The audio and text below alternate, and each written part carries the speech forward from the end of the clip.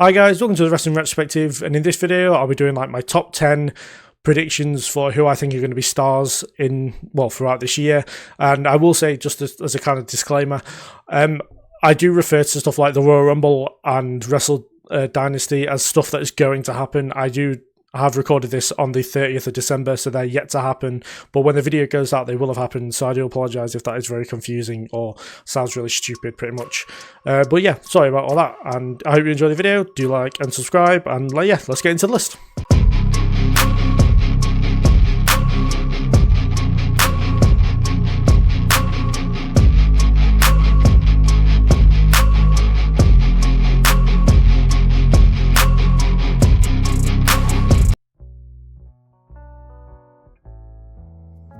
So at number 10, I have Kevin Owens, and throughout 2024, KO has once again been fighting the bloodline pretty much for the majority of the year, and yeah, week in, week out, he's been taking absolute beatings from them, but finally, after 4 years, he's broken that rut, and, turned to the dark side himself, turned heel on Cody Rhodes, and yeah, it's been a pretty good program between those two, and they have a match at the Royal Rumble coming up in a few weeks.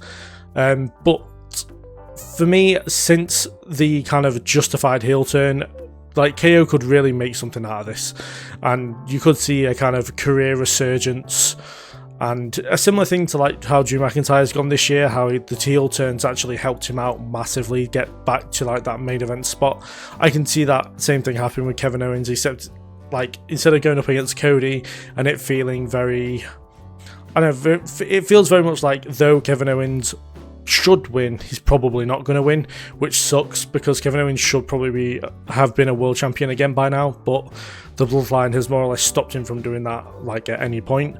And yeah, I feel like this year we could see him be a world champion again, be a major champion if you will, and with the likes of opponents such as Cody, Randy Orton, CM Punk, Jey Uso and Sami Zayn, he could really take that world championship and have a half decent feud with it, and then maybe drop it to one of them later on in the year. But yeah, no, I can't see a world where this heel gimmick doesn't really work out for KO and it doesn't get him at least some gold of some capacity. I think someone said recently it's been since 2018 since he last held gold, which is singles gold anyway, which I think is ridiculous because Kevin Owens is such a loyal member of the WWE roster that he deserves to have more championships. But yeah, I feel like this updated version of the prize fighter, and yeah, plus the trust issues he has, and WWE could really hone in on this, and they really do have a winner on their hands. I think the only thing I'd really change is the forbidden moves and stuff that he's been doing, have them happen on air. I don't get why, especially recently with Cody Rhodes' Saturday's main event where they did the package pile driver off air. That really didn't make much sense to me. And I know it's just it's a weird way to do it as far as feuds go, but I get why they do it with the whole taking advantage of social media. But yeah, I mean, for me, Kevin Owens with this heel persona really has got something special here. I just hope that WWE book it and turn it into something that will get him gold and get him kind of the recognition that he's been deserving so much at a higher level than he's at.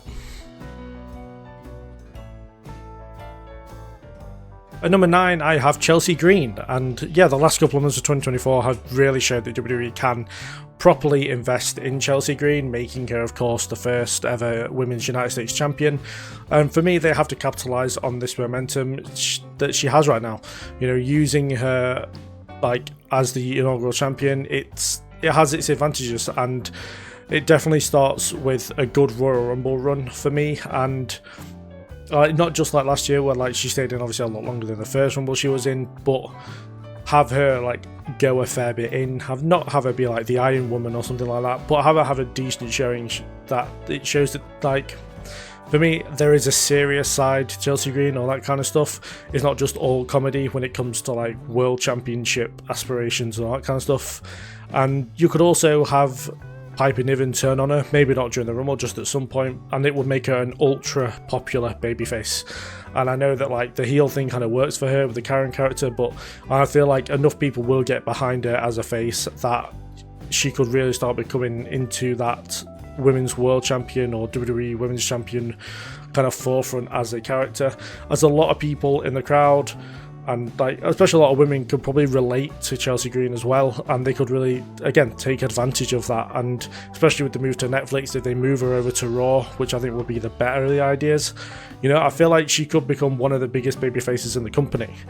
Now, a lot of this, like the rest of the list, all depends on good booking, and you know, it has felt in the past, especially with the mid-card titles, that like their booking isn't always the way it should be. But with Chelsea Green, I feel like she could really make the United States Championship feel prestigious in the women's division, and then kind of that could move her on very smoothly into the main event scenes for the women. And yeah, like, I honestly think so far you could say that she's been a strong contender for Money in the Bank. She was last year. I feel like she will be this year. And again, I feel like similar to how, not exactly how Tiffany Stratton's done it, but you know, I feel like she would take good advantage of being Miss Money in the Bank, and maybe not tease it as much as Tiffany has done. But yeah, as of right now, like the sky is the limit with Chelsea Green, and if done properly and booked the way that she, I don't want to say the way she should be, but the way that fans want her to be, she could become a major contender in 2025 in the women's division. At number 8, I have Jamie Hayter, and after a year plus layout, I'd say that her grand return at the All In 0 Hour, it seemed like her first feud back didn't exactly go to plan, as Saraya kind of just disappeared. She had a few matches with Holly Cameron, and then we moved very quickly into Penelope Ford, who she very quickly disposed of, and now she seems to be feuding with Julia Hart. Obviously they had their match at Fight for the Fallen, and I am recording this still in December, so you have to forgive me if I don't mention anything she does after the Julia Hart match. But yeah, for me, like, these aren't big enough matches for Jamie Hayter in my opinion. Like, hopefully after the match or matches with Julia Hart are over, she can move on to bigger, better, and maybe more golden things, because I generally think that maybe her back in the Women's World Championship scene will be good, maybe her in the TBS Championship scene will be good, but I feel like she will put on great matches with either Mercedes Moné or Mariah May, as they are the champions right now. And, you know, we know that someone, especially like Mercedes Moné, works really well with women who are a lot stronger than her. We saw the matches with Chris Statlander at the end of last year, where, you know, they put on great matches together at Full Gear and at World's End, and you could probably get the same quality of matches out of Moné with Jamie Hayter as well. And different way you could go is, you know, have a feud with a returning Britt Baker, whatever that will be, we don't know, but have it as a different dynamic and have Baker as the heel and Hayter as the face, as I generally feel like that dynamic would work really well for these two. And then you kind of that then progress into championships on who wins that feud, which I would have Jamie Hayter win that feud, obviously. And then, yeah, I mean, you think about it, if Jamie Hayter goes for the TBS Championship, she makes history in being a possible Women's World Champion and TBS Champion, and being the first ever person to do that. But in conclusion, I think AEW is using Jamie Hayter, not badly, but maybe more incorrectly. She should definitely be higher up the card as far as the women's division goes. And right now she just feels like she's kind of dwindling a bit. The feud with Julia Hart makes no sense at all, as both of them are returning, so both of them need wins, and yet putting them against each other means that someone has to lose, which I feel like is a mistake. But yeah, hopefully after that we kind of see her return to the higher parts of the division, maybe win some gold in 2025, and yeah, just hopefully get that kind of big response, a big fandom behind her again, as she did before she got injured. At number 7, I have Bobby Lashley, and 2024 for Lashley was a bit of a whirlwind, you know. I can imagine for him, like, it was all over the place, starting off in WWE, leading a group with so much potential, and it really not amounting to anything. And then at the end of the year, or no, not even that, like, he gets a WrestleMania match where, you know, it wasn't a bad match, but they get the W at WrestleMania, so you think maybe their trajectory is upwards. And again, the momentum died off, and then they get lost in the shuffle again. His contract expires at WWE. You know, he starts up his syndicate again with MVP and Shelton Benjamin now in AEW, and he starts off his AEW career by more or less dominating a former world champion. Like, the trajectory of him has been literally from level 0 to level 100 very, very quickly, and yeah, I feel like that's going to continue through 2025 for him, and I can imagine he's probably not quite finished with Swerve yet. I can imagine they might go at it again at Revolution. And then after that, I suspect that it's not going to be long before he starts targeting gold. Maybe, I wouldn't say maybe the World Championship straight away, but it wouldn't shock me if that was the case. But I don't think they'll do the Death Riders versus the Hurt Syndicate so quickly. I feel like it might be a case of the Continental or the International Championships. And yeah, I mean, like, you would probably bet on him to win any championship this year, and I'd be pretty confident in agreeing with you. But yeah, for me, I think what's more important for Bobby Lashley, though I've just said about him winning gold, it maybe isn't gold. It's probably just being dominant and making himself a force within AEW, and then going on to gold not long after that. But I think either way it goes, whether it's championships, whether it's not championships, I think it'll work really well. They seem to know how to book Bobby Lashley the way he should be booked already. You know, he's barely wrestling, and I feel like when he does wrestle, it'll be a bit of a spectacle, and I feel like that works for him really well because of just like the way that he presents himself on screen. And yeah, I can see nothing but like the top standard of stuff for the Hurt Syndicate and specifically Bobby Lashley in AEW. So hopefully the Hurt Syndicate works out the way it should have in WWE as the Hurt Business. But yeah, I expect a lot of big things out of Bobby Lashley in 2025. At number 6, I have Lola Vice, and yeah, if you look at Vice from an in-ring aspect, from a presentation aspect, no, I don't mean her ass. Whether it's a babyface or a heel, you know, she makes it work really well, and I'll be shocked if we don't get to the end of 2025 and she's not held either the North American Championship or the Women's Championship in NXT. But due to the main roster call-ups, and I've already said during the Soul Rucker parts, I do feel like we're going into a new era of NXT, and it wouldn't I mean, I would quite honestly predict that she's going to be one of, if not the top woman in that division, and that's why she kind of makes this list over Soul Rucker. And yeah, I mean, like, I think just through her NXT run so far, which I feel like has only been like a year and a half, maybe even 2 years, she's been a heel when she first came in, when she won the breakout tournament, and then she transitioned very nicely into a babyface and continued that from when she was feuding with Roxanne Perez. And it shows that, like, for me, the diversity of what she can do, I like the only person I can really compare it to, which is a massive comparison, is Swerve, how she could probably go from one to the other quite seemingly, depending on the feud she's having. A massive advantage of hers as well is the fact that she has a match, which is the NXT Underground match, or what I assume, which gets called up to the main roster, will just be the Underground match. And she's made, you know, having big wins over Shayna Baszler. She's brought Jada Parker up to a level similar to like Roxanne Perez did, where, you know, they made her look very, very good in a style of match that maybe isn't her forte. And yeah, for me, I'm thoroughly convinced that Vice will make it to a top position in WWE as a whole and pretty much dominate NXT's women's division fairly quickly in 2025, as it wouldn't shock me if, like, as soon as call-ups started happening, she gets raised into that main event position. And then, yeah, when she eventually gets called up, which might be in 2025, it might be in 2026, yeah, she'll end up being probably the top of either Raw or SmackDown as well, just because of the, as I said, the presentation, the in-ring ability is just fantastic, and I think the MMA stuff massively helps her out, and she could be what Shayna Baszler and Sonya Deville have kind of not become in a way, because I feel like Lola Vice has that better sex appeal that Shayna and Sonya maybe don't have, and that would probably help her get to that main spot, which I know is very, you know, cliche of a guy to say whatever, but we all know that it works, and it's got a fair few people to the top, and I feel like it's going to do the same for Lola Vice. But her more advantages, her in-ring ability is fantastic as well, so it just, everything as an overall package, she is just fantastic. At number 5, I have Kyle Fletcher, and as I talked a bit more about in the Breakout Star video that I did previously, I feel like as a half year, 2024 has set up Kyle Fletcher very well for 2025 to be a very good year for him, and I'm fairly confident it's going to be the start of the road to becoming one of the biggest stars in AEW for Kyle Fletcher. And yeah, for me, I think he's one of the best type of heel to like have dethrone Daniel Garcia as the TNT champion and kind of have him go on a good, decent run with that championship.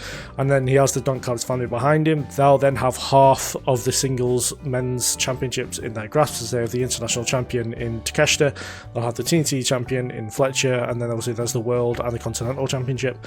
But yeah, I feel like also Fletcher could bring that prestige back to the TNT championship. And yeah, it just makes more sense, as like the TNT championship has definitely fallen off in more recent times. Daniel Garcia could do it, but it feels like he's holding this championship just to get him up to a main event position to then face Jon Moxley, whereas Kyle Fletcher could really have it, and I don't want to say love it, but like, you know, bring back what it should have been, or what it was brought back to, well, what it was brought in to do in the first place with Cody, which was to be that secondary championship, which it has definitely fallen off from being, and I'd probably argue it's the fourth most important championships in the men's singles division. But not only that, but you could have him target the Continental Championship, maybe. Like, he had a very good showing in the Continental Classic. If it was all done on points, he'd have won the tournament. He pretty much dominated his part of the league, only losing once. And yeah, it just makes sense that he would be really pissed about that, would be annoyed about losing in the semi-final, and want his shot at the Continental Championship, and kind of pull off maybe a shock win against Okada again for the second time. But either way, yeah, I can definitely see gold going to Kyle Fletcher in 2025 100%, and I feel like that would then start off the meteoric rise of him in AEW. So yeah, I feel like he's been presented as probably one of the top guys for the future, and that definitely starts in 2025. At number 4, I have Jay White, and I could probably simply say bring back New Japan Pro Wrestling Jay White, and I'm fairly sure most people would agree with me with that. And I know this year has been okay for him, like a couple of injuries has left him sidelined for a bit, but you know, the main things he's done this year, he naturally turned babyface, which, as I've said, is probably the best thing to do as far as turning babyface goes, is to do it naturally, along with the Bang Bang Gang, with the Guns and Juice Robinson. And yeah, they won the Trios Championship with the Guns, which was great, but then they had to vacate them because of White's injuries. But yeah, he kind of brought it back around again, challenging for the World Championship at World's End, having a good I felt like a mini feud with Hangman, but it did last a few pay-per-views. And yeah, I feel like, you know, whether it's as a trios guy or as a tag guy with Juice, or, you know, as a singles guy, sorry, you know, he does do really well, and I feel like if he just stays healthy for the majority of the year, we could see him kind of go back to being a top player within a company. I'm not sure whether he'll win singles gold or whether they might go back to the trios championships once the Bang Bang Gang is back, but the thought of having, you know, Juice and the Guns with the trios championships and Jay White with one of the singles championships, I think would be really, really cool. And, you know, even if he doesn't win gold this year, I think just having him return to like a high placement within the company and having top feuds with other top guys in the company, I feel like would be really good for him, similar to what he's been doing with Hangman Page. But yeah, for me, like, we're probably not going to get the same New Japan Pro Wrestling Jay White back, but just to get an inkling of that in, like, with a babyface turn to it, I feel like would be something they desperately need in AEW. And yeah, I think it'll be great to see. And as I said, it all depends on if he stays healthy and stuff, but yeah, to see Jay White back in a top position in AEW would be really great to see in 2025. At number 3, I have Willow Nightingale, and for me, I can't help but feel like AEW has kind of kept Willow on a slow burn, and yeah, I feel like she's become one of the big mainstays of the company, almost like the Orange Cassidy of the women's division almost. I know that she's in the conglomeration, so that's a pretty, you know, straightforward comparison to make. But, you know, this year she's won the TBS Championship. Last year she won the Owen Hart Tournament, and I feel like the situation she was in with the TBS Championship was incredibly unfortunate, and I've said it multiple times on the channel that if it wasn't for Mercedes Moné, she probably would have had a very good run with the TBS Championship, but instead they made her a transitional champion, which I thought was bullshit, and they shouldn't have done that with her, but it is what it is. And she seems to have recovered for the most part very well. She had a decent feud with Chris Statlander, she had a match of the year candidate with Statlander at All Out. But for me, 2025 is kind of where she starts coming into her own. She starts off strongly, heading to the Tokyo Dome, representing AEW in the International Women's Cup at Wrestle Dynasty. And then, oh no, she's already done that Sorry, I am recording this in the end of December. So, yeah, she's already done that, which I hope she won that match. I will, obviously, I don't know right now. I hope she won it, though. But then after that, I hope she stays consistent enough where she can start challenging for gold again. I know that she's challenged for the TBS Championship and lost. She challenged for the AEW World Championship and failed again. But for me, she just seems like the perfect opponent to have for Mariah May to lose the AEW Women's Championship. I know it's probably going to be Toni Storm, or at least like one of the biggest threats for Mariah May will be Toni Storm. But I feel like Willow Nightingale, with just how happy and, you know, the whole "it doesn't matter, smile anyway" thing, I think it opposes Mariah May like almost spot on. Like, and having that feud kind of play out for a fair few weeks before getting to the match, I feel like would work perfectly, and have her be the one that finally defeats the Glamour and then have this massive moment for her. I honestly feel like it could main event a pay-per-view booked correctly for Mariah May and Willow. But yeah, for me, like, I genuinely do see really big things for Willow Nightingale this year, and, you know, as I said, AEW are like slowly building her up, and I feel like that slow build will hopefully become a very big build going into the new year. And yeah, I feel like for her, the sky is the limit for 2025, and I genuinely hope she does get some gold in 2025.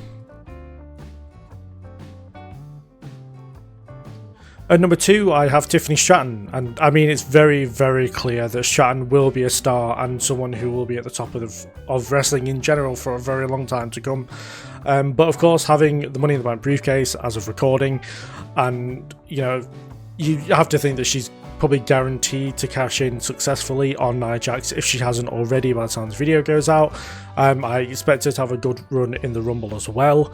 I assume, again, that's probably happened. But yeah, I don't really have a lot written for this one. It's literally just, I do think that 2025 will be the year of Tiffany Stratton as far as the women's division goes. I feel like she's going to be probably the biggest woman in the company come this time next year at the end of December.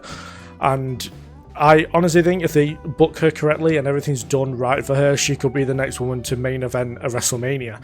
Probably not next year's WrestleMania, but 2026 WrestleMania, I definitely could see her being in that position, as she's a great storyteller, great athlete, great character. You know, she has the presentation all down to a T. I just don't get how they could possibly go wrong with Tiffany Stratton unless she gets very seriously injured. And yeah, for me, I think she's a bona fide main eventer, and very, very soon, hopefully starting this year, she will become the face of WWE's women's division. And at number 1, I have Konosuke Takeshita, and yeah, I mean, I've already kind of talked about it a bit in the breakout star part for him, but yeah, I can see him being just an absolute top guy in AEW, so I do apologise if I end up repeating myself. However, like, I do think there are going to be absolutely great things for Takeshita in 2025, hence why he has topped this list. You know, he's just one of the best wrestlers in AEW right now. I probably wouldn't say he's the best, but he's definitely on the way to being the best. He has one of the best managers in AEW behind him in Don Callis. I know everyone hates him, but that's kind of the point. He's kind of like I'd probably say kind of like the original Paul Heyman, if you will, like when he was with Brock Lesnar, just like a perfect manager to have by your side. And, you know, only being 29 is just like mental, because he's got so much longer of his career left, and it's, for me, I can't help but see like he's gonna definitely win a world championship this year. I don't know whether it'll be the AEW World Championship, maybe the New Japan or the IWGP World Championship, or maybe even both within the next year. But, you know, he's currently the international champion as of the making of this video, and I can't see him losing that anytime soon either. I mean, if he's going to win a world championship, it'll probably be near the end of the year. But yeah, for me, I suspect that his international championship reign will be absolutely fantastic, and he'll really go on to solidify that is truly the secondary championship in AEW, following on like from Will Ospreay, from Orange Cassidy, from Rey Fenix, Jon Moxley, and kind of having, I'm not sure who would even take that title from him, because he's just so good and so dominant. And I'd love to see him renew his feud with Kenny Omega once he's back, or like if he's back at a full capacity or that kind of stuff, I don't know. But yeah, for me, I genuinely think the path to the main event starts in 2025, if not happens in 2025 for Konosuke Takeshita, and he ends up becoming like one of the top guys and one of the best wrestlers in the world this year. So those are my kind of predictions, or my top 10 of who I think are going to be stars in 2025. Do you put down in the comments below who you think are going to be stars in 2025? Is there anybody you think I'm completely wrong on? Is there anybody you agree on? You know, we'll discuss it in the comments. I'm always up for a good conversation about wrestling in the comments. And yeah, I really enjoyed the video. Do give it a like if you did.